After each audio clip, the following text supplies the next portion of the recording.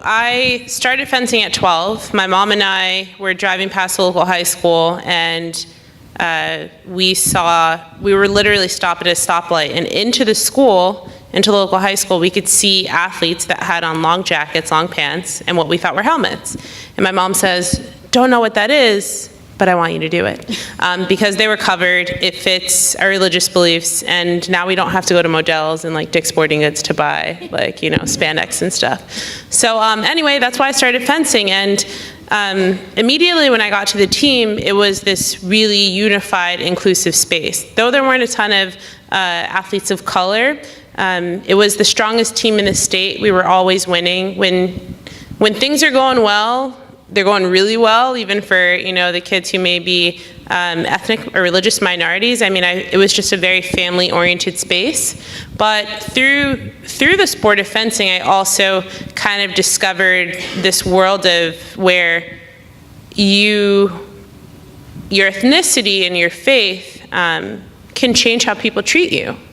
I remember the stares and the comments that I would get as a really young kid within the sport of fencing. I remember parents of other athletes, asking the officials and the referees if their kids were okay to fence with me because in some way, shape, or form, maybe my hijab would be, cause a problem throughout the fencing match. And as an adult, I know now that was just really their passive-aggressive way to try to, try to mess up my mental game.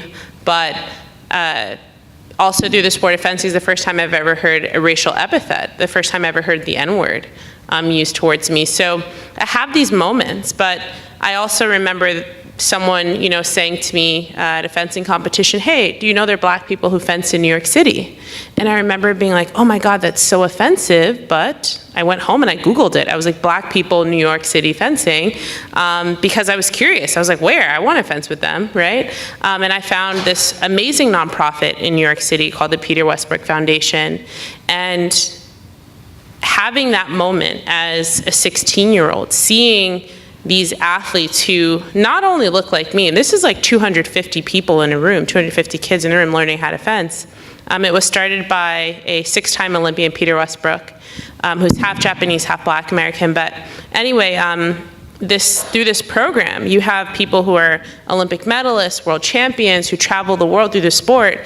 And for me, fencing was always a means to an end. I wanted to go to a good school. I didn't know that fencing on the Olympic level was a thing. And not that was ever my dream, but seeing athletes who look like me be successful in the sport allowed me to unconsciously graft my aspirations. And I feel like I owe so much of my career to athletes like Peter Westbrook, like Muhammad Ali, Serena and Venus, who have showed that it's possible through hard work and determination, not allowing society's limited expectations of you to define you or deter you from reaching your goals.